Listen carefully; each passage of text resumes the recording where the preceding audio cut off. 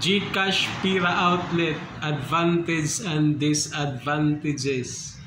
So nakikita kong advantage dito is yung walang GCash account na papadalhan mo, pwede silang padalhan mo gamit lang yung personal number nila na hindi naka-registered sa GCash.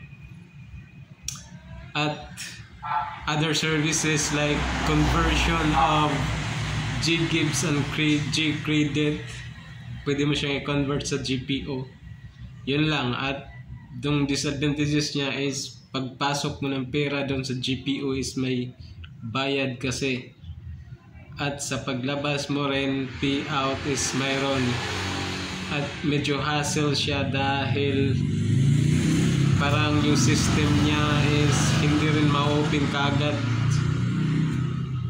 May mga times din na hindi ma-open kaagad. At yung other services niya like bills payment, ganun din may charges. So mas preferred ko yung personal account lang kasi diretso na yung transaction, hindi ko na pupunta dun sa GPO. Yun lang.